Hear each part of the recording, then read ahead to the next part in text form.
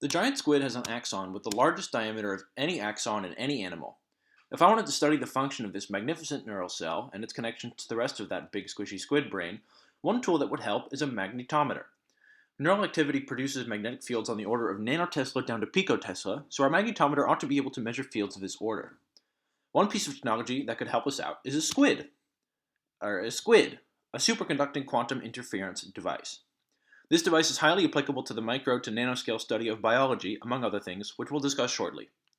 First, a brief discussion of the history of these devices.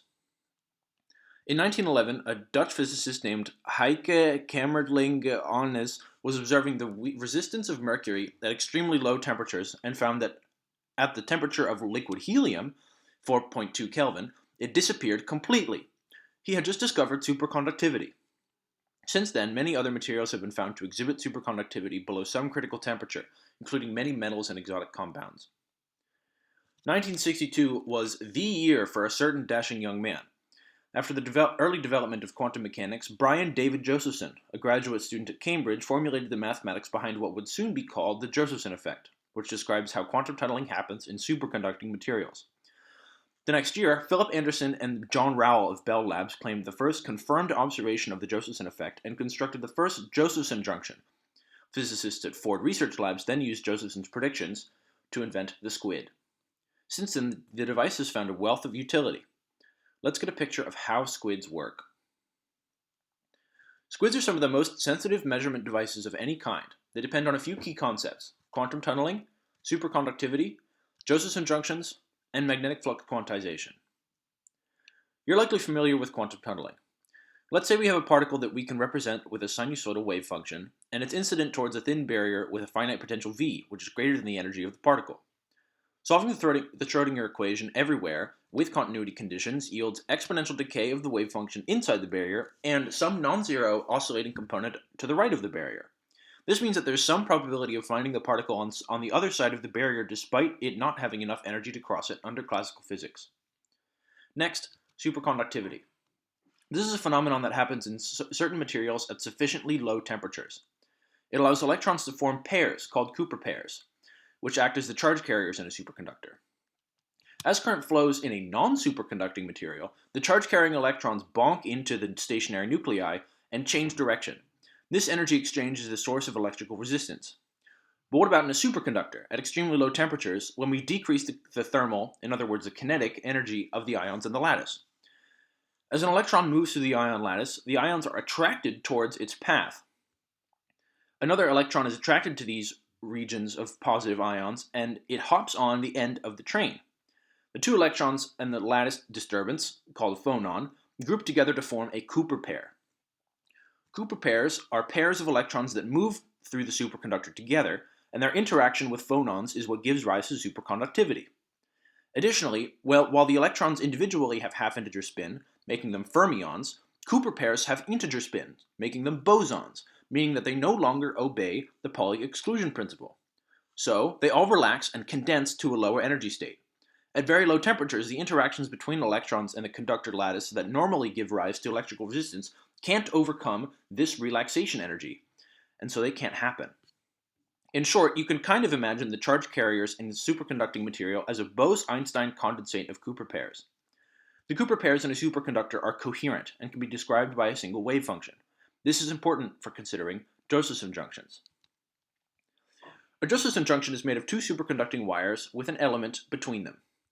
This can be an insulator, a non-superconducting metal, or just a kink in the superconductor, but for simplicity we'll consider the insulator case. These junctions are to superconducting electronics as transistors are to regular electronics in terms of importance. This should look familiar, by the way, from the picture of quantum tunneling. Keep in mind the continuity condition of the wave function at each of these boundaries. Also, we'll stick to looking at Josephson junctions in the context of SQUIDs. A SQUID is made of two Josephson junctions in parallel, which forms a loop. A superconducting current passes through the junctions via quantum tunneling. These junctions each have a characteristic critical current, IC, beyond which a voltage develops across the insulator. The input current is twice the critical current of the junctions, so absent any magnetic field, the critical current flows through each of the Josephson junctions. The wave functions of the charge carriers on each side of the junctions, psi1 and psi2, can be described by a magnitude and a phase. Using a lot of math, we can show that the difference between these two phases depends on the total magnetic field through the squid loop phi. If we introduce some magnetic flux, this will affect the phase difference between our wave functions. However, we also have boundary conditions that require periodic continuity of our wave function, so our phase can only differ by a multiple of 2 pi. This means that if we only account for the magnetic flux when updating the wave function, it won't line up with itself, which is no good. When a magnetic field enters the loop, our squid fixes this problem by introducing a screening current that cancels out the flux. This restores the phase difference to one that's compatible with the boundary conditions. If the external flux increases more, the squid responds by further increasing the screening current to keep the net flux at zero. Notice how the current through each of the Josephson junctions changes. However, a numerical constant important to the squid is the magnetic flux quantum, 2 times 10 to the minus 15 Weber. Weber is the SI unit of magnetic flux. This is the quantity of flux that, if applied to the squid, would shift the wave function phase by 2 pi, leaving it just as it was. If the external flux exceeds half of flux quantum, it's energetically favorable, i.e. will require less current, for the squid to instead induce a current that increases the total flux to 1 flux quantum, once again leaving the wave function intact. Notice that since the current increases beyond the critical current in one of the Josephson junctions, a voltage develops across it, which will help us make the measurement of the magnetic field. In short, a squid converts the flux threaded through it to a voltage. Here's a more complete schematic of the full measurement device for your viewing pleasure. Now let's look at some applications of squids. The ridiculous precision of these devices is what makes them ideal for studying otherwise hard to detect fields. Squids are fundamentally magnetometers, so their uses involve detecting magnetic fields of some kind or another. The most common application of squids is in industry, for example in the physical properties measurement system.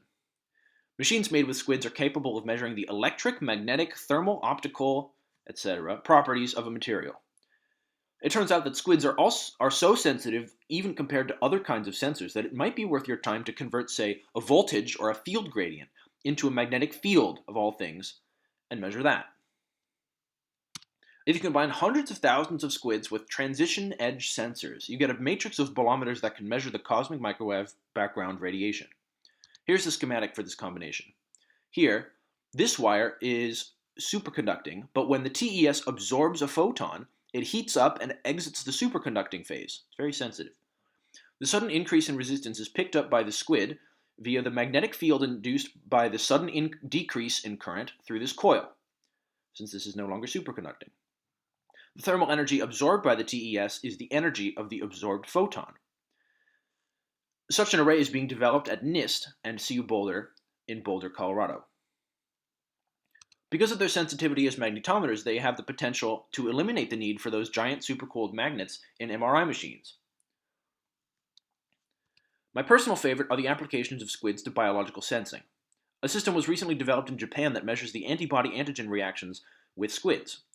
The magnetic field changes associated with activity in the human heart is on the order of 10 to the minus 10 Tesla, and the brain 10 to the minus 13 Tesla, and no other instrument can detect magnetic fields that small other than the squid. Squids can detect changes in the brain due to the stroke or due to heart attack. We could use them in magnetoencephalography to study the structure and the function of the brain at finer detail. We could use them to track the progress of drugs through the body. We could even use them to track cancer cells. However, last I checked, squids function at cryogenic temperatures in the realm of 77 Kelvin. That's not very close to 98.6 Fahrenheit, is it?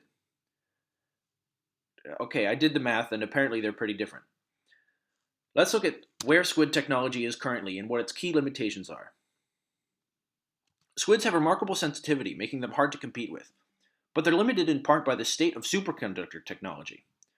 Room temperature superconductors would revolutionize this field, since we could implant squids directly in people's hearts and brains without having to keep them at cryogenic temperatures.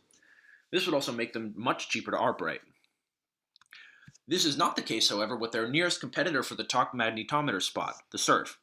SURFs don't have to be cryogenically cooled, but they are larger in size than squids. They also can only operate in near-zero magnetic fields, whereas squids maintain their sensitivity in magnetic fields of several Tesla. The surface nearly as sensitive as the squid, but its sensitivity increases with size, making it useless for scaling inside brains. Another significant drawback of squids is their sensitivity to noise. To take their sensitivity to the max, measurements can be averaged over long periods of time, even days, to detect fields as low as 10 to the minus 18 Tesla. A notable alternative to the squid is the flux gate magnetometer. This is a versatile category of magnetometers which isn't quite as sensitive as squids, but they are widely used and simple in principle. Here is the schematic.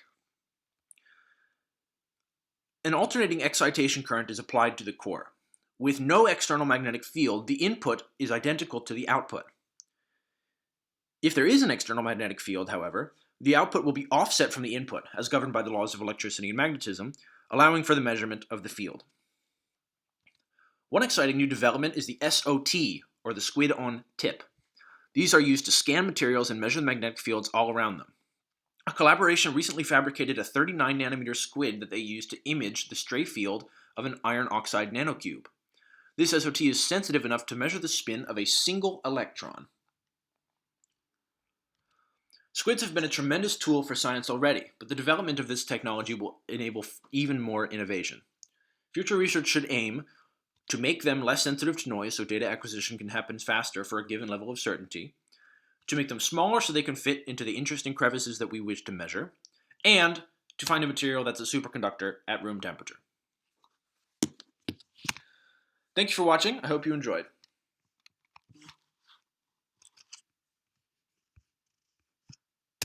Okay. Here are my sources.